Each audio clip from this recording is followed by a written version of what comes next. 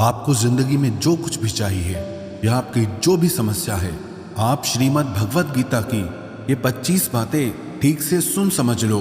आपकी हर इच्छा पूरी होगी, हर मुश्किल आसान होगी और आपका हर दुख दूर होगा। गीता का ये ज्ञान अमृत से भरा है जो इंसान के मरे हुए मन और जीवन में एक नई जान डाल देता है। मैं गारंटी के साथ ये बात कह सकता हूँ कि जो कोई भी इन 25 बातों को ध्यान से पूरा वीडियो के अंत तक सुनेगा, उसे अपनी हर समस्या का हल मिल जाएगा, उसे वो सब कुछ मिल जाएगा जो वो पाना चाहता है। श्रीमद् भगवत गीता का सबसे पहला उपदेश यह है कि जिंदगी में कभी भी खुद को किसी का मोहताज मत बनाना, क्योंकि जब तक आप किसी के मोहताज नहीं होते तब तक आपको कोई दुख नहीं पहुंचा सकता, कोई आपका फायदा नहीं उठा सकता। जिस इंसान के आप मोहताज हो जाओगे वो आपको एक्सप्लॉइट करना शुरू कर देता है। जिस दिन आपने अपने जीवन को किसी का मोहताज बना दिया, उसी दिन से आपको उसकी गुलामी करनी पड़ती है। औरों की तो छोड़ो, जो लोग अपने नौकरों के, काम वाली बाइयों के मोहताज हो जाते हैं तो उनका सब कुछ सहना शुरू कर देते हैं, क्योंकि उन्हें पता होता है कि आपका काम उनके बिना चल ही नहीं पाएगा और आप खुद से खुद का काम कर नहीं पाएंगे और दूसरा कोई आपको मिल नहीं रहा तो उनका आपको परेशान करना शुरू हो जाता है। लेकिन जब उन्हें यह समझ आता है कि आप अपना काम खुद कर सकते हैं, आपको दूसरे 1000 ऑप्शन मिल सकते हैं, तो वो चुपचाप अपना काम करेंगे। अब अगर आप कोई ऐसी नौकरी करते हैं जहां आपके बॉस के गलत होते हुए भी आप उसका टॉर्चर सहते रहते हैं, तो आपको पता होता है कि आप उसके मोहताज हैं और वो उसका पूरा फायदा लेता है। और तो और जिस घर परिवार में आप रहते हैं, अगर वहां भी आप किसी के मोहताज हैं तो वो आपको पूरा चूस लेता है, क्योंकि वहां आप 24 घंटे रहते हैं, कहीं और जा ही नहीं सकते। आपके सर पे चढ़ के नाचेगा वो इंसान और आपको पूरी तरह से अपने कंट्रोल में रखेगा। लोगों को बहुत मजा आता है अपने से कमजोर इंसान को अपने कंट्रोल में रखने के। आप चाहे 1000 उनके लिए अच्छा करो, चाहे हर वो काम करो जिससे उन्हें खुशी मिले, पर ऐसे लोग आपकी गर्दन को दबा के रखते हैं। आप में अगर कुछ प्रतिभा है तो आपके पंख ही काट दिए जाएंगे। हर वो कोशिश की जाएगी आपके साथ जिससे आप जिंदगी में कभी आगे ही ना बढ़ पाओ। किसी का मोहताज होना मर जाने से भी बदतर होता है। मोहताजी आपको गुलाम बनाकर रख देती है। आपने कभी गौर किया कि आपकी जिंदगी वही लोग खराब करते हैं जिनके आप मोहताज हो जाते हैं। आपका सारा दुख वहीं से आता है जिसके आप मोहताज होते हैं। मोहताजी सिर्फ शरीर या काम की नहीं होती, सबसे बड़ी मोहताजी मन की होती है कि जिंदगी में कोई हमें चाहिए, हमें संभालने के लिए, नहीं तो हम खुश नहीं रह पाएंगे। अकेलापन लोगों से झेला नहीं जाता है। फिर कई बार आप ऐसे लोगों से जुड़ जाते हैं जो आपकी इस मन की मोहताजी का पूरा फायदा उठाते हैं। आप उनसे रिश्ता इसीलिए जोड़ते हैं ताकि आपकी जिंदगी में थोड़ी खुशी आए, पर वो लोग आपको खून के आंसू रुलाते हैं, आपकी पूरी जिंदगी नर्क बना देते हैं। याद रखना एक बात, माँ बाप के अलावा ऐसा दुनिया में आज तक कोई पैदा नहीं हुआ है कि आप जिसके मोहताज हों और वो आपका फायदा ना उठाए। इसीलिए जिंदगी में कभी भी खुद को किसी का मोहताज मत बनाना। श्रीमद् भगवत गीता का दूसरा उपदेश ये है कि जब भी जिंदगी में खुद को अकेला महसूस करो, तब इस सच्चाई को ठीक से समझ लेना कि आप दुनिया में अकेले ही आए थे और अकेले ही जाओगे। वास्तविकता में यहाँ कोई आपका अपना नहीं है। एक दिन तो जो माँ बाप हमें जन्म देते हैं वो भी हमें अकेला छोड़ के चले जाते हैं, तो औरों से तो उम्मीद ही क्या करना। यदि कोई आपका साथ छोड़ दे तो याद रखना कि वो ईश्वर सदा आपके साथ है, वो कभी आपका साथ नहीं छोड़ता। गीता में श्री कृष्ण ने अर्जुन से कहा कि चाहे कोई मनुष्य मुझे माने या ना माने, लेकिन मैं इंसान का साथ कभी नहीं छोड़ता, क्योंकि ये सब मेरी ही संतानें हैं। ममैवांशो जीवलोके जीवभूत सनातन मनश्ष्ठानि इंद्रियाणि प्रकृति स्थानि कर्षति। इंसान को ईश्वर का ही अंश कहा गया है, इसलिए मनुष्य को ईश्वर की संतान कहा जाता है। इसीलिए आपको अकेलेपन से कभी दुखी नहीं होना चाहिए, कभी डरना नहीं चाहिए, बल्कि किसी गलत इंसान के साथ रहने से डरना चाहिए। एक कहावत है कि something is better than nothing, कि कुछ नहीं होने से कुछ होना बेहतर है। लेकिन एक और कहावत है कि nothing is better than nonsense, कि नॉनसेंस लोगों के साथ रहने से अच्छा है आप अकेले ही रहो। इसीलिए गीता का ये उपदेश हर इंसान के लिए बहुत जरूरी है जो खुद को अकेला समझकर दुखी हो जाते हैं। इसीलिए अकेलेपन से डरना, दुखी होना छोड़ दो, क्योंकि यहाँ कोई किसी का नहीं होता।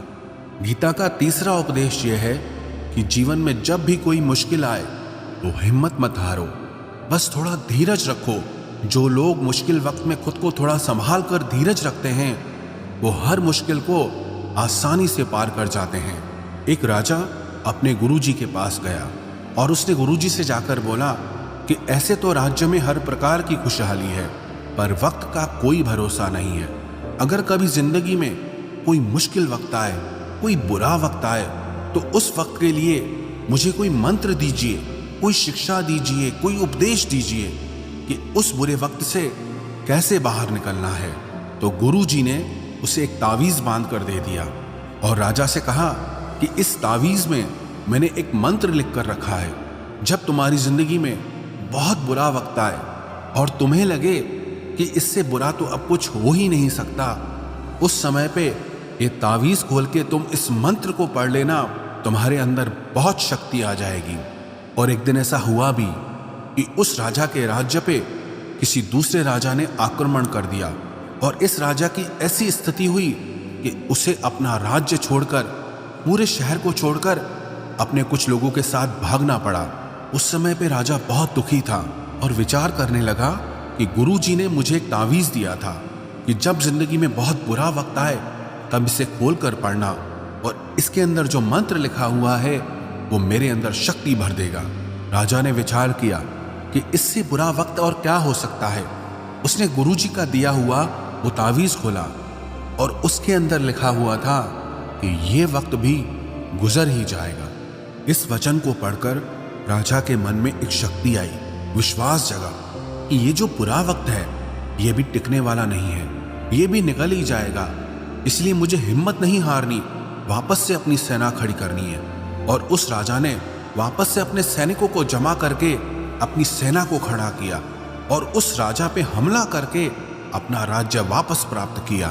तो जिंदगी में स्थिति चाहे कितनी भी बुरी क्यों ना हो, वो हमेशा के लिए नहीं रहने वाली, वो भी एक दिन गुजर जाएगी। वक्त चाहे कैसा भी हो, एक दिन जरूर बदल जाएगा। हमारी जिंदगी में न जाने कितनी बार दुख आए, कितनी बार मुश्किल वक्त आया, लेकिन हम हर बार निकल जाते हैं। ऐसे ही आपकी जिंदगी में जब कोई मुश्किल वक्त आए, बुरा वक्त आए, तो मन में ये विश्वास रखना कि ये वक्त भी एक दिन गुजर ही जाएगा। इसलिए अपनी हिम्मत मत हारो। अगर आपके अंदर धीरज है तो आप बुरे से बुरे वक्त को भी जरूर पार कर जाओगे।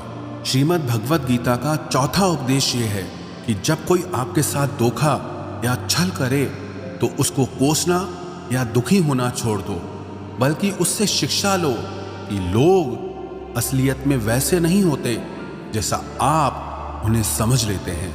यहाँ पर ना लोग अपने मुंह पर मुखौटा लगा के घूमते हैं। यहाँ हर इंसान खुद को अच्छा दिखाने की कोशिश करता है, अच्छा बनने की कोशिश कोई नहीं करता। आप किसी के साथ थोड़ा गलत व्यवहार करके तो देखो, उसका असली रंग सामने आ जाएगा। या फिर जब आपकी जिंदगी में कुछ मुश्किल वक्त आएगा तो भी आपको उसका असली रंग देखने को मिल जाएगा। इसीलिए किसी पे भी जल्दी भरोसा नहीं करना चाहिए, किसी से भी इतनी उम्मीद नहीं लगानी चाहिए कि बाद में हमारा दिल ही टूट जाए। क्योंकि दुनिया के ये लोग ना कभी किसी के हुए हैं और ना कभी किसी के होंगे। अपना दिल उस ईश्वर को समर्पित कर दो, फिर देखना आपका दिल कोई नहीं दुखा पाएगा। श्री कृष्ण ने अर्जुन से गीता के 12वें अध्याय भक्ति योग में कहा है, मय्येव मन आधस्तव मयि बुद्धिम निवेशय, कि हे अर्जुन तू अपना मन, अपनी बुद्धि, अपना दिल मुझ में लगा दे, फिर देखना तेरा दिल कोई नहीं दुखा पाएगा, कोई तेरा दिल नहीं तोड़ पाएगा। याद रखना, इस दुनिया में आप जिससे भी सबसे ज्यादा दिल लगाओगे, सबसे ज्यादा दुख भी आपको वही इंसान देगा। क्योंकि इस दुनिया में ना दिल की कोई कदर नहीं है, भावनाओं की कोई कदर नहीं है।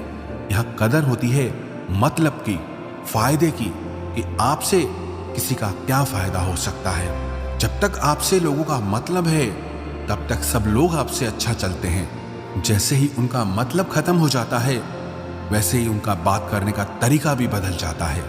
इसीलिए जब आप किसी से नया नया मिलते हैं तो उस पर यकीन मत करिए। वो सिर्फ एक मुखौटा है आपको दिखाने के लिए, आपको फंसाने के लिए। अब ये आप पर निर्भर करता है कि आप उसमें फंसते हैं या अपनी समझ से काम लेते हैं। गीता की 5वीं शिक्षा यह है कि आप अपने गुजरे हुए वक्त को भूल जाओ, क्योंकि अगर आप गुजरे हुए वक्त के दुख में जीते रहोगे, उसके पश्चाताप में जीते रहोगे, तो आज में आप कभी खुश नहीं रह पाओगे। समझदार लोग जो समय चला गया है उसका दुख कभी नहीं करते। आपका बीता हुआ कल कैसा भी क्यों ना हो, पर उसका प्रभाव आपके आज पर नहीं पड़ना चाहिए। जो भी आपके साथ हुआ उससे सबक लो, शिक्षा लो कि अब ये जिंदगी में आगे नहीं होने देंगे हम, और जीवन में आप आगे बढ़ जाओ। कई बार ना लोग रोते रहते हैं कि उस इंसान ने मेरे साथ इतना गलत किया, इसीलिए आज जिंदगी में मैं इतना दुखी हूं। लोग कोसते रहते हैं दूसरों को कि उसकी वजह से मेरी जिंदगी में दुख है, उसकी वजह से मेरी जिंदगी खराब हो गई है। लेकिन जब तक आप उसे कोसते रहेंगे आप जिंदगी में कभी खुश नहीं रह पाएंगे, कभी आगे नहीं बढ़ पाएंगे। जो हुआ, जो लोगों ने आपके साथ किया, उसे आप बदल नहीं सकते, लेकिन आपका आज आप जरूर बदल सकते हो।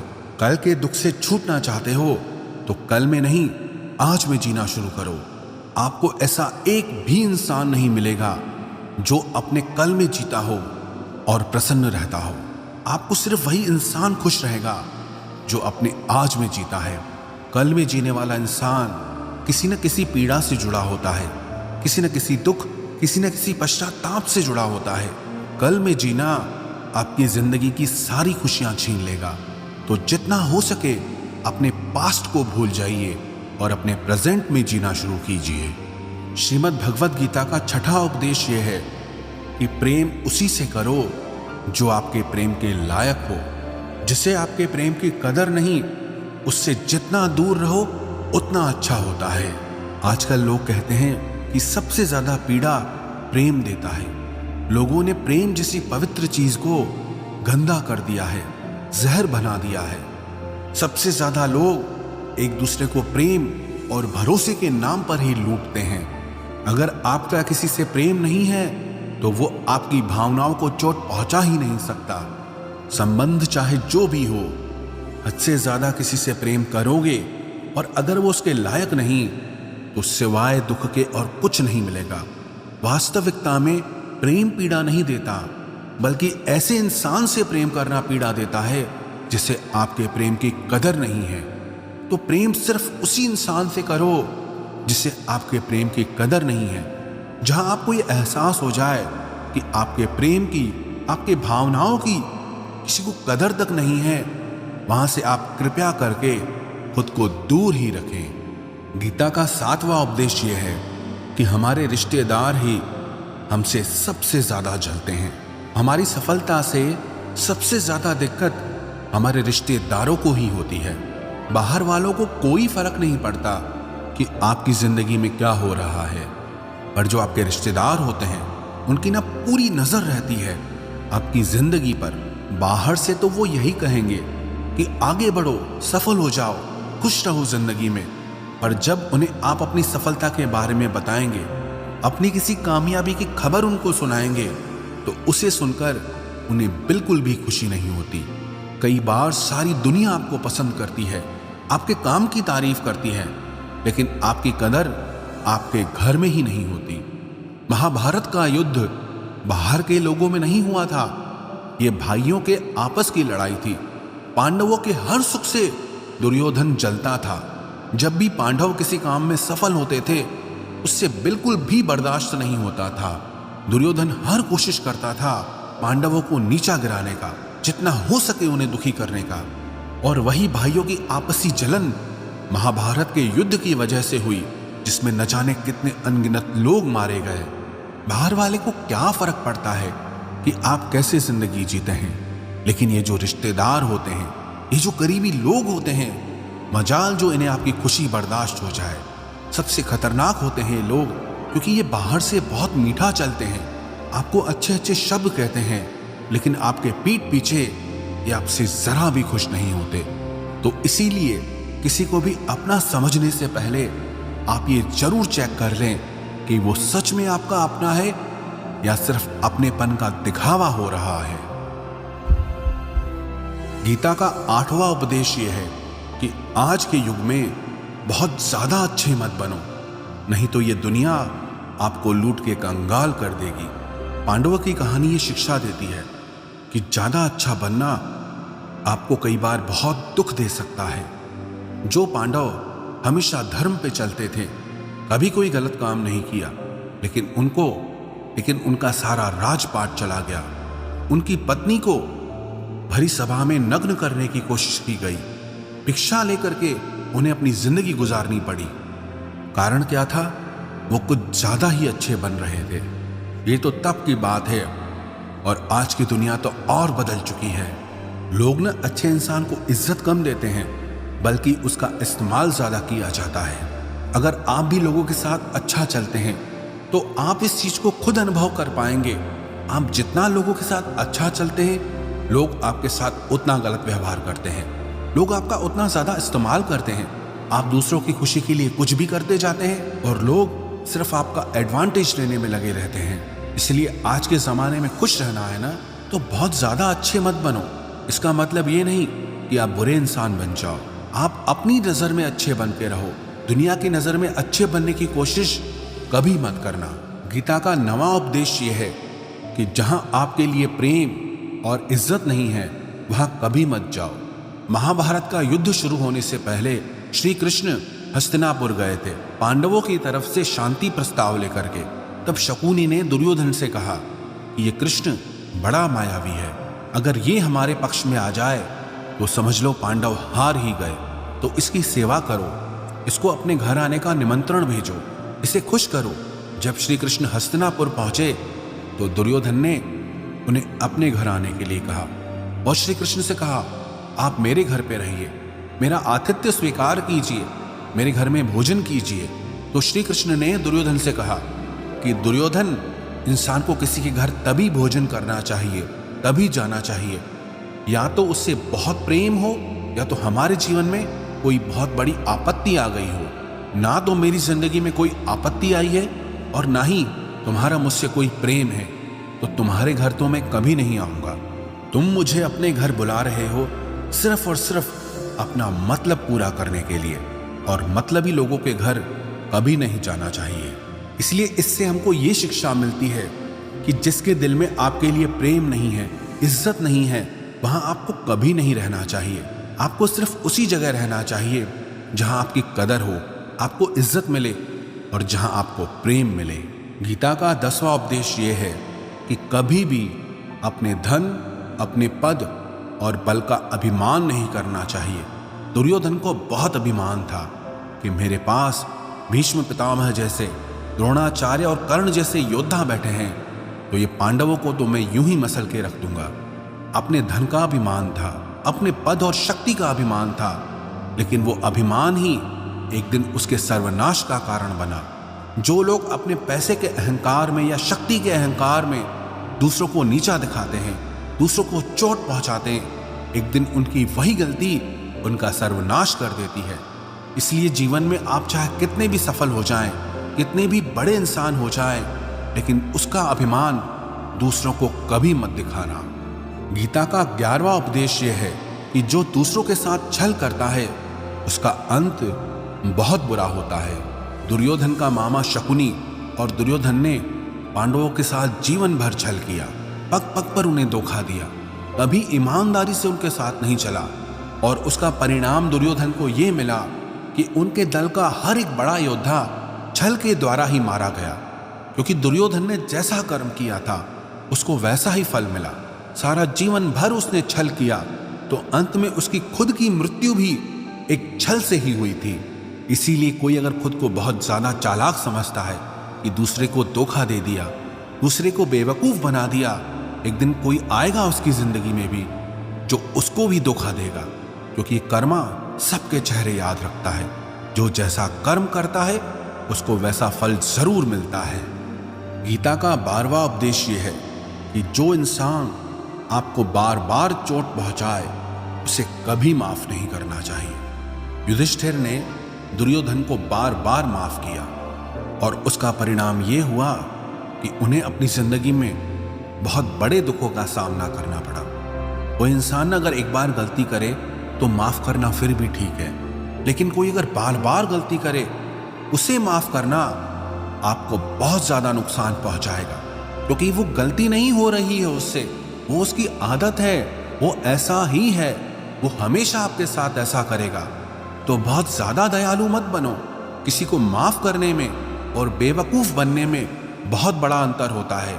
किसी को अगर एक बार आप माफ भी कर रहे हो तो उस इंसान से आप जरूर सावधान रहना। कहते हैं आजमाए हुए को फिर आजमाना मिट्टी मुंह में डालने के बराबर होता है। जिससे धोखा खाया है, जिससे आपको तकलीफ मिली है, उस पे भरोसा गलती से भी मत करना। तो माफ उतना ही करो जितने में आप बेवकूफ ना लगो। गीता का 12वां उपदेश यह है कि अपनी खुशी और अपना दुख हर किसी के आगे जाहिर नहीं करना चाहिए, क्योंकि लोग आपकी खुशी पे नजर लगा देते हैं और आपके दुख में आपकी हंसी उड़ाने लगते हैं। आपकी खुशी से कोई खुश नहीं होता, लोगों को जलन होती है। हर आंसू आंख में लाया ना करो, हर जख्म सबको दिखाया ना करो। यहाँ लोग हाथ में नमक लिए फिरते हैं, इसलिए अपना हर दर्द सबको दिखाया ना करो। लोग तो बैठे ही हैं दुखी इंसान को और दुखी करने, और जो खुश है उसको तकलीफ पहुंचाने के लिए। रही मन निज मन की व्यथा, निज मन राखो लेह। अपने मन की हालत अपने तक ही रखो, सिर्फ उसे बताओ जिससे उसे समझने की समझो। गीता का 14वां उपदेश ये है, आप चाहे कितने भी अच्छे हों, लेकिन अगर बुरे लोगों के साथ रहोगे तो आपका भी वही हाल होगा जो बुरे लोगों का होता है। भीष्म पितामह एक ब्रह्मचारी थे, धर्मात्मा थे, लेकिन वो अधर्म के पक्ष में खड़े हो गए। द्रोणाचार्य भी एक ब्राह्मण थे, लेकिन वो अधर्म के पक्ष में खड़े हो गए। तो अंत में उनका वही हाल हुआ जो एक अधर्मी इंसान का होता है। उनको मृत्यु के समय भयानक पीड़ा का सामना करना पड़ा। इसलिए गलत संग में कभी नहीं रहना चाहिए, क्योंकि कई बार आपको उनके संग में रहने की वजह से उनके ही कर्मों की सजा मिलने लगती है। फिर आपको समझ नहीं आता कि मैंने तो कुछ किया भी नहीं, मैं तो खाली इनके साथ रहता हूं, मुझे दुख क्यों मिला। बुरे लोगों का संग आपकी जिंदगी में कभी खुशी नहीं लाएगा, इसलिए हमेशा अच्छे संग में रहना चाहिए। गीता का 15वां उपदेश यह है कि मूर्ख और दुष्ट लोगों को कभी ज्ञान नहीं देना चाहिए। इससे उनके अहंकार को चोट लगती है और वो आपके लिए मन में वैर भाव रख के बैठ जाते हैं और वक्त आने पर आपको ही नुकसान पहुंचाते हैं। गीता का 16वां उपदेश है कि किसी से भी हद से ज्यादा लगाव कभी मत रखना। दुर्योधन के पिता धृतराष्ट्र का राजगद्दी से बहुत ज्यादा लगाव था। राजगद्दी के आगे उन्हें कुछ भी दिखाई नहीं देता था और गद्दी के लिए उनका वो हद से ज्यादा लगाव और मोह पूरे राष्ट्र को ले डूबा, अनगिनत लोगों की मौत का कारण बन गया। आप भी जब ऐसे ही किसी के पीछे हद से ज्यादा पागल हो जाते हैं तो वो चीज आपको मिले या ना मिले, लेकिन आपकी जिंदगी जरूर खराब कर देती है। गीता का 17वां उपदेश यह है कि क्रोध मनुष्य का सर्वनाश कर देता है। क्रोधी इंसान का कोई मित्र ही नहीं होता, हर इंसान उससे दूर भागता है, उसके सारे रिश्ते समाप्त हो जाते हैं। जो इंसान अपने क्रोध को नहीं संभाल सकता वो जिंदगी में कुछ भी संभाल नहीं सकता। गीता का 18वां उपदेश है कि अपने मन को शांत रखना सीखो, क्योंकि अशांत मन जीवन में सिवाय दुख के और आपको कुछ नहीं देने वाला, और एक शांत मन आपको जीवन में प्रेम और आनंद ही देगा। दुख और सुख सिर्फ शांत और अशांत मन के परिणाम है। अशांत मन दुख को ही जन्म देता है और शांत मन परम आनंद को जन्म देता है। गीता का 19वां उपदेश यह है कि आंखों से सच दिखने वाली बात पर भी एकदम से जल्दी भरोसा नहीं करना चाहिए। ऐसी बहुत कहानियां आपने सुनी होगी कि कई बार आंखों से दिखने वाली बात भी सच नहीं होती है। इसीलिए भरोसा करने में कभी भी जल्दबाजी मत करना। गीता का 20वां उपदेश यह है कि लोगों में अपना सहारा ढूंढना छोड़ दो। सबसे बड़ी आपके मन की यही कमजोरी होती है कि आप दूसरों में सहारा ढूंढते हैं, और यही चीज आपको कमजोर बनाती है। यही चीज आपका खुद पे विश्वास खत्म कर देती है। जो लोग सोचते हैं ना कि ये तो मेरा सहारा है, ये तो मुश्किल वक्त में मुझे काम आएगा, वही लोग मुश्किल वक्त में सबसे ज्यादा दुखी और अकेले पड़ जाते हैं। आप सिर्फ ईश्वर को अपना सहारा बनाओ। देखना, जब भी कोई मुश्किल आएगी ना, वो किसी न किसी को आपकी मदद के लिए भेज ही देंगे। दुनिया को सहारा मत बनाओ, क्योंकि वो खुद अपने लिए सहारा ढूंढ रहे हैं। वो आपका सहारा कैसे बनेंगे? तो अपना सहारा दुनिया को नहीं, ईश्वर को बनाना चाहिए। गीता का 21वां उपदेश यह है कि बहुत ज्यादा मीठे बोलने वालों से और ज्यादा तारीफ करने वालों से सावधान रहना चाहिए, क्योंकि लोग मीठा सिर्फ तभी बोलते हैं जब उनको आपसे अपना मतलब निकालना होता है। आपकी तारीफ भी सिर्फ तभी की जाती है जब उन्हें आपसे अपना काम निकालना होता है। याद रखना कि तारीफ आपको जिंदगी में कभी भी फ्री में नहीं मिलने वाली। अगर कोई आपकी तारीफ कर रहा है तो कुछ न कुछ उसके लिए आपको चुकाना ही पड़ेगा। इसलिए जो बहुत ज्यादा मीठा बोलते हैं या जो आपकी तारीफ करते हैं, उनसे जरा सावधान रहना चाहिए। गीता का 22वां उपदेश यह है, जो आपके मुंह पे अपनापन दिखाए, आपकी पीठ पीछे आपको नुकसान पहुंचाए, ऐसे लोगों से दूर ही रहना। चाणक्य ने कहा है कि ऐसे लोग उस घड़े की तरह होते हैं जिसके मुंह पे तो अमृत लगा है, लेकिन जिसके भीतर जहर भरा हुआ हो। आप जिसे अमृत समझकर पी जाते हैं, वास्तविकता में वो जहर ही होता है। विष कुंभम पयोमुखम। तो ऐसे लोगों को जहर की तरह छोड़ देना चाहिए, जो अपनेपन का दिखावा करे और पीछे से हमेशा आपको नुकसान पहुंचाए। गीता का 23वां उपदेश यह है कि जिस रिश्ते में मर्यादाएं टूट जाती है, वहां सिर्फ सर्वनाश ही होता है। कोई आपसे बड़ा है या छोटा है, अगर वो रिश्तों में अपनी मर्यादाओं को तोड़ देगा तो वह रिश्ता कभी नहीं टिक सकता। रिश्ता सिर्फ तभी चलता है जब दो लोग एक दूसरे की इज्जत करते हैं, रिस्पेक्ट करते हैं और कभी अपनी लिमिट क्रॉस नहीं करते हैं। जिस रिश्ते में कोई लिमिट नहीं है, एक दूसरे के लिए इज्जत नहीं है, वो रिश्ता आज नहीं तो कल खत्म ही हो जाता है। गीता का 24वां उपदेश यह है कि जीवन में कई बार नया शुरू करने के लिए पुराने को पूरी तरह से मिटाना पड़ता है। श्री कृष्ण से कुंती ने पूछा था कि हे कृष्ण, क्यों तुमने इतना बड़ा महायुद्ध करवा दिया? तो श्री कृष्ण ने बोला कि अधर्म बहुत बढ़ गया था, और इस अधर्म का पूरी तरह से नाश करने के लिए, एक नए युग को लाने के लिए पुराने का सर्वनाश करना बहुत जरूरी होता है। जब कोई बिल्डिंग पूरी तरह से भंगार हो जाती है, बहुत पुरानी हो जाती है, तो उसे पूरी तरह से तोड़कर फिर से नवनिर्माण होता है। ऐसे ही आपके जीवन में भी आपको कुछ नया करना है तो पुराने को पूरी तरह से मिटाना होगा। गीता का 25वां उपदेश यह है कि इंसान ही आजकल इंसान का दुश्मन हो गया है। चाहे आप बिजनेस में देख लो, चाहे आप रिश्तों में देख लो, किसी भी फील्ड में आप देख लो, इंसान ही इंसान को नुकसान पहुंचा रहा है। इतना कंपटीशन बढ़ गया है, इतनी चोरियां बढ़ गई है, इतना क्राइम बढ़ गया है। शास्त्रों में जो कलयुग के लक्षण लिखे गए हैं ना, कि एक दिन इंसान ही इंसान को खाएगा, वो समय तो आ गया है। इंसान ही तो इंसान को खा रहा है, एक दूसरे का बिजनेस खा रहा है, एक दूसरे की नौकरियां खा रहा है, एक दूसरे की जिंदगी की खुशियां खा रहा है। इंसान जो दुखी है उसे और दुखी करो, जो खुश है उसे परेशान करो। यही तो हो गया है आजकल। कहने को तो सब इंसान है, लेकिन इंसानियत कहीं दिखती ही नहीं है। एक सेठ के घर से एक भिखारी निकल रहा था।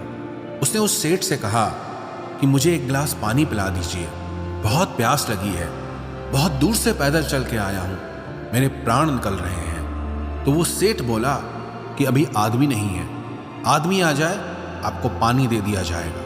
थोड़ी देर बाद उस भिखारी ने सेठ से कहा, आप कृपया करके मुझे एक गिलास पानी पिला दीजिए, मैं चला जाऊंगा। मेरे प्राण निकल रहे हैं और आसपास में किसी का घर भी नहीं दिख रहा। तो उस सेठ ने कहा, मैंने कहा ना कि आदमी आने वाला है, वो आ जाए तो आपको पानी मिल जाएगा।